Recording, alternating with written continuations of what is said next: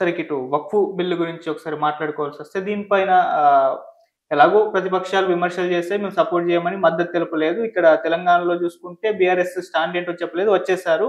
అటు TDP support చేసింది. YCP మేము ఎయ్యలేదు వ్యతిరేక ఓటు అని అంటే వ్యతిరేక ఓటు వేసామని మాట్లాడుతున్నా గాని కన్ఫర్మ్‌గా వాళ్ళ సంబంధం అంటే తెలీదు ఎటువైపు వెళ్లారో.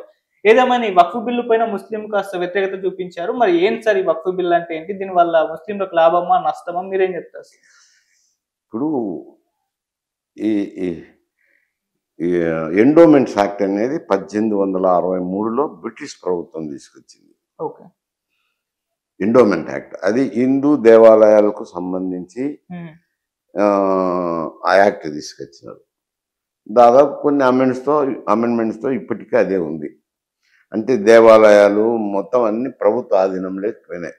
ఒక 10,000 రూపాయల ఆదాయం వస్తే దేవాలయం కూడా ఎండోమెంట్ కమిషనర్ స్వాధీనం చేసుకున్నాడు. అంటే దేవాలయాలు అన్ని ప్రభుత్వ ఆధీనంలోకి వచ్చినాయి.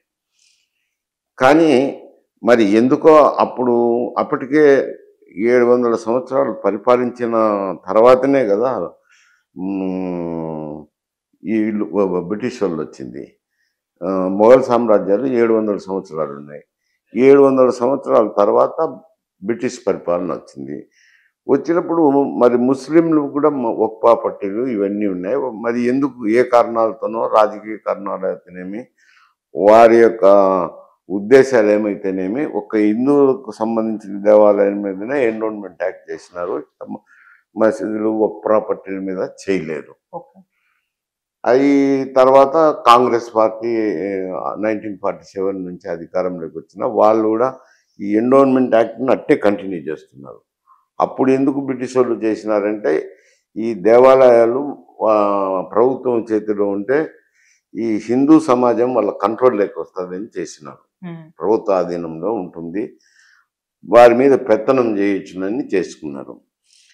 సరే కాంగ్రెస్ పార్టీ స్వాతంత్రం వచ్చిన తర్వాత అధికారంలోకి వచ్చినప్పుడు ఎండోమెంట్ యాక్ట్ను రద్దు చేసి దేవాలయాలకు అప్పగించాల్సింది.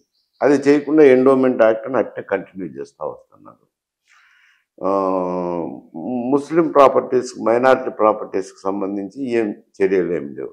అవి వాళ్ళ సంస్థల ఆధ్వర్యంలోనే ఉన్నాయి. ఒక బోర్డు అయితేనేమి ఒక బోర్డు ప్రాపర్టీస్ అయితేనేమి ఆ సంస్థల ఆధ్వర్యంలోనే ఉన్నాయి. ఇవి వీటి తర్వాత బీజేపీ అధికారంలోకి వచ్చినాక వీటికి కూడా సంరక్షణ ఉంటే మంచిది కదా, ఒక కమిటీ వేయడము అధికారికంగా ఇవి అన్యాక్రాంతం కాకుండా చూడడం అనేది వాళ్ళ వాదన. అన్యాక్రాంతం కాకుండా ఉండడానికి, ప్రొటెక్షన్ ఉండడానికి, ఇంకా అన్ని కులాలు అంటే ముస్లింల్లో కూడా సబ్ కాస్ట్ ఉన్నాయి కదా, అన్ని కులాల వారికి ప్రాతినిధ్యం ఉండాలని ప్రభుత్వ కంట్రోల్ కోసం కొందరిని సలహాదారులు నియమించినారు. వాళ్ళ సలహాదారులు 3-4 వాళ్ళు ఏ మతానికి సంబంధించిన వాళ్ళైనా ఉండొచ్చు. ఇప్పుడు కలెక్టర్ అంటాడు, కలెక్టర్ ముస్లిమే ఎక్కడుంటారు, ఏ కులంకు సంబంధించిన వాళ్ళైనా ఉండొచ్చు. అటువంటిప్పుడు ఇతర కులస్తులు వస్తారనేది ముస్లింలు వ్యతిరేకిస్తున్నారు. కాకపోతే ఇక్కడైతే ఒక యాక్ట్ ఉన్నప్పుడు అక్కడ ఒక యాక్ట్ ఉండాలనేది చాలా మంది ప్రజల్లో అదొక ఉంది. ఒక మతానికి మాత్రమే ప్రభుత్వం ఇంటర్ఫీర్ కావడమేమి, మిగతా మతాల ఆస్తుల మీద ఇంటర్ఫీర్ కాకుండా పోవడం అనేది ఒక విమర్శ అయితే ఉంది ప్రజల్లో. ఇప్పుడు ఈ యాక్ట్ వల్ల ఏమవుతుందంటే కొంత ముస్లింలు బీజేపీ అంటానే మాకు వ్యతిరేకంగా నిర్ణయాలు తీసుకుంటారనేది ఒకటి ఉంది. అప్పుడు యూనివర్సల్ ఇది యాక్ట్ తీసుకొచ్చినారు కదా, civil code, universal civil code తీసుకొచ్చినప్పుడు అవి ముస్లిం మహిళలు అయితే చదువుకున్న వారు బీజేపీ చేసింది మంచి పని అని అంటారు. ఎందుకంటే తలాక్ అని 3 మార్లు అంటే విడాకులు వస్తాయి, వాళ్ళకు సేఫ్టీ ఉండదు, పాడు ఉండదు. ఇప్పుడు మాకు సేఫ్టీ అన్న వస్తుంది కదా ఈ యూనివర్సల్ కోడ్ కాబట్టి అందరికీ ఏం వర్తిస్తుందో మాకు అదే వర్తిస్తుందని కొంత చదువుకున్న మైనారిటీ మహిళల్లో ఉంది. ఇటువంటివి కొన్ని మంచి ఉన్నాయి, కొన్ని చెడు ఉన్నాయిలేండి. అయితే ముస్లింలు ఏమవుతుందంటే బీజేపీ అంటేనే మాకు ఏ చిరుపు జరిగేటట్టే చేస్తారు అని చెప్పి వాళ్ళ ఆలోచన. ప్రభుత్వం వాదించేది ఏమంటే ఈ స్థలాలను పరిరక్షించేదానికి ఇతర సబ్ కాస్టులకు ప్రాతినిధ్యం ఉండేదానికి, పేదవారికి మేలు జరిగేదానికి అనుకూలంగా ఉండేదానికి చట్టం చేస్తామని అంటున్నారు. అందులో కొన్ని మంచి క్లాసులు ఉన్నాయి, కొంత వాళ్ళు అనుమానాస్పదించేదానికి కొన్ని అటువంటి క్లాసులు ఉన్నాయి ఓకే. ఆ బిల్లులో. ఓకే. సార్ ఈ వక్ఫ్ బిల్‌ని కొంతమంది అంటే ముస్లింలు అందరూ వ్యతిరేకించారు. కొంతమంది ముస్లింలు మాత్రం దీన్ని స్వాగతించారు. సెలబ్రేట్ కూడా చేసుకున్నారు. అంటే కొంతమంది చేతుల్లో ఇన్నాళ్ళు ఈ ఆస్తులన్నీ ఉండిపోయాయి, మాకు అన్యాయం జరిగిందంటూ వాళ్ళు మాట్లాడారు. అవును, అది ఎక్కువ మంది మెజారిటీ ఉన్నోళ్ళు కాక మైనారిటీలు ఉన్నారు. అవును. ఇప్పుడు మా రెడ్లలోనే సబ్ కాస్ట్ ఉంటాయి. అట్లా వాళ్ళల్లో కూడా ముస్లింలో కూడా సియా సున్నీ కాకుండా ఇంకా ఇతర తెగలు కూడా ఉన్నాయి. ఓకే. అవి చిన్న చిన్న పేదరికంలో ఉన్న వాళ్ళే ఉన్నారు. వాళ్ళంతా ఈ ఉండడం మాకు భద్రత కల్పిస్తుంది కదా, మాకు కూడా ప్రాతినిధ్యం వస్తుంది కదా అని వాళ్ళు కొందరు వ్యక్తం చేయొచ్చు, కాదండి. ఓకే. సార్ ఇక్కడ ఏపీలో చూసుకుంటే చంద్రబాబు నాయుడు గారు సపోర్ట్ చేయడం అనేది ముస్లింలు ఇప్పుడు ఇక్కడ వ్యతిరేకిస్తున్నారు చంద్రబాబు నాయుడు గారిని. వాళ్ళ సోషల్ మీడియాలో కూడా సార్ చంద్రబాబు నాయుడు గారిని, నితీష్ కుమార్ గారి ఫోటోలు పెట్టేసి వీళ్ళిద్దరిని గుర్తుంచుకుందామంటూ కొన్ని పోస్టులు కూడా పెట్టేశారు. సో ఆ స్థాయిలో వీళ్ళకు నెగిటివిటీ వచ్చేసింది అనుకోవచ్చా ముస్లిం దగ్గర నుంచి? ఇదేమైనా ఎఫెక్ట్ చూపించొచ్చా? అట్ట కాదు, నెగిటివిటీ పాజిటివిటీ అనేది కాదు. ఇప్పుడు వాళ్ళు కూటమిలో ఉన్నారు. ఎవరు నితీష్ కుమార్ కానీ, తెలుగుదేశం పవన్ కళ్యాణ్ జనసేన కానీ వీళ్ళు కూటమిలో ఉన్నారు కదా. బీజేపీ కూడా అందులోనే భాగస్వామ్యం ఉంది. అక్కడ నితీష్ కుమార్తోనూ భాగస్వామ్యంలో ఉన్నారు, ఇక్కడ కూటమిలోనూ ఉన్నారు. అయితే మైనారిటీ పార్ట్నర్స్ అనుకోండి.